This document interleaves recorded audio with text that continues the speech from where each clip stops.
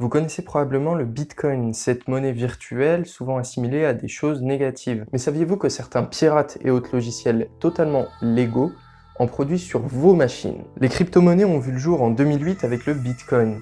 La motivation des créateurs était de créer une monnaie décentralisée qui ne serait pas contrôlée par les États. Ainsi, il n'y a pas de banque centrale pour le Bitcoin et toutes les autres crypto-monnaies. Le principal avantage est qu'elle ne va pas être influencée par la valeur des autres monnaies pour sa valeur propre. En gros, c'est pas parce qu'il y a une crise mondiale que le Bitcoin va perdre de sa valeur. Du fait de cette décentralisation, la monnaie est virtuellement intraçable et c'est pour ça notamment qu'elle est utilisée pour acheter des choses illégales sur le darknet. Si les crypto-monnaies ne valaient rien à leur lancement, elles valent aujourd'hui 172 milliards de dollars.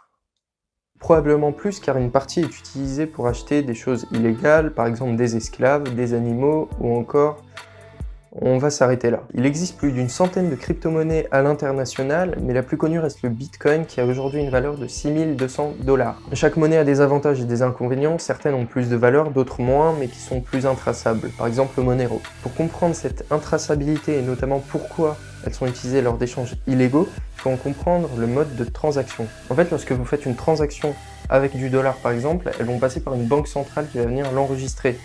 Et à l'inverse, le Bitcoin, vu qu'il n'y a pas de banque centrale, ça va utiliser une technologie appelée le peer-to-peer. Le peer-to-peer est utilisé partout, notamment avec MuTorrent. Chaque utilisateur va avoir certains fichiers et quand vous voulez télécharger un fichier ou un logiciel précis, vous allez le télécharger directement sur ce PC-là sans passer par un serveur. Qui dit pas de serveur central, dit pas de registre et c'est pour ça qu'elle est intraçable. Le rôle du peer-to-peer est que votre fichier de transaction va être envoyé à plein d'utilisateurs d'un seul coup. Vous vous demandez peut-être si une personne peut détourner l'argent vu qu'elle a les fichiers de transaction, eh bien la réponse est non. En fait, le principe du peer-to-peer est que chaque personne qui aura la transaction va tenter de la chiffrer afin de sécuriser réellement la transaction. Si une personne modifie quelque chose, eh bien les autres auront un fichier différent du sien et à la fin, sachant qu'il y a un vote, c'est la majorité qui l'emporte et du coup le fichier qui a été modifié sera supprimé et la personne qui l'a modifié ne touchera rien. Les fichiers de transaction sont enregistrés dans des fichiers .dat ouvrables avec le bloc-notes.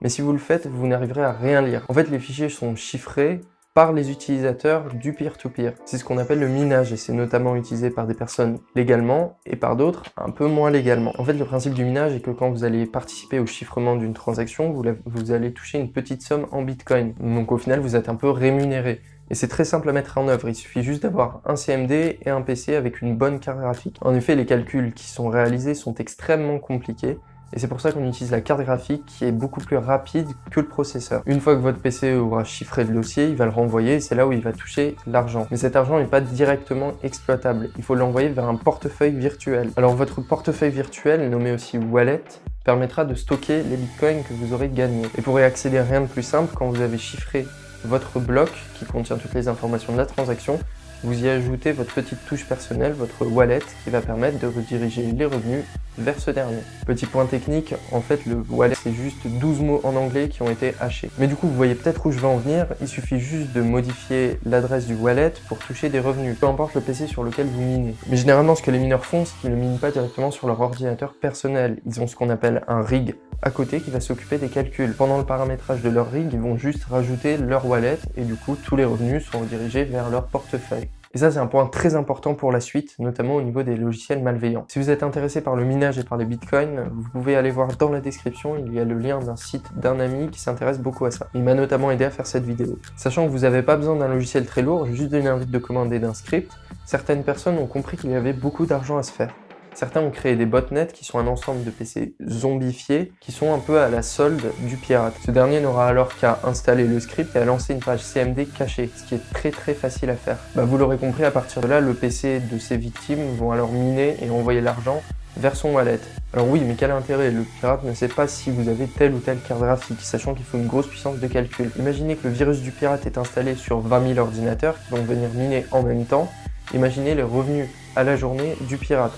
Sachant qu'en moyenne, pour une carte graphique, ça dépend des monnaies forcément, mais on est autour des 2 € de bénéfices par jour. Encore une fois, c'est très simple à faire. Imaginons que vous cherchiez un crack de FIFA 18 et que vous le téléchargiez.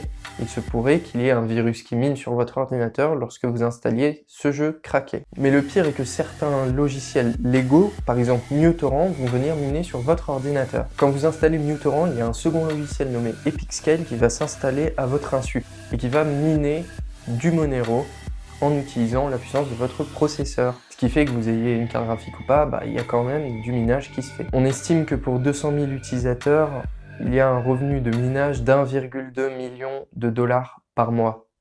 Sachant que MuTorrent a plus de 150 millions d'utilisateurs, je vous laisse imaginer le bénéfice. Même si vous téléchargez des logiciels gratuitement, il y a un gros bénéfice qui se fait derrière. Sachant que ça utilise beaucoup d'électricité, que ça use votre processeur et juste votre ordinateur, et en fait les logiciels que vous téléchargez ne sont pas réellement gratuits. Mais en plus, il n'y a pas seulement des logiciels qui minent. Sachez qu'un site web peut miner sur votre ordinateur lorsque vous le visitez. C'était notamment le cas de The Pirate Bay qui a dû fermer malheureusement pour des raisons évidentes. Alors d'accord, on va pas tous les jours sur The Pirate Bay, mais à quelle fréquence allez-vous sur YouTube? Saviez-vous que YouTube réfléchit à une solution pour miner sur vos ordinateurs pendant que vous visitez ce site, donc à chaque fois que vous regarderez une vidéo? À cause de certains annonceurs, des créateurs voient leurs vidéos démonétisées. Et du coup, à ce moment-là, ce sera réellement le visiteur qui va venir produire de l'argent et financer les vidéos qu'il regarde. Et tout ça indirectement. Alors vous avez peut-être l'habitude de télécharger des programmes, des séries, des vidéos de manière totalement illégale. C'est pas bien. Et du coup, vous avez peut-être peur qu'il y ait un mineur installé sur votre ordinateur. Il n'y a pas grand-chose à faire malheureusement. Mis à part ne télécharger que des logiciels et des fichiers de sources sûres. Si votre ordinateur se met à laguer d'un seul coup,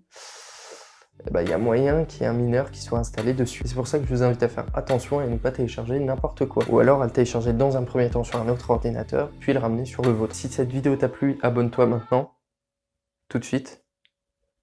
Merci. N'hésite pas aussi à faire un tour sur mes réseaux sociaux, à liker la vidéo et à la partager à tes potos. A plus!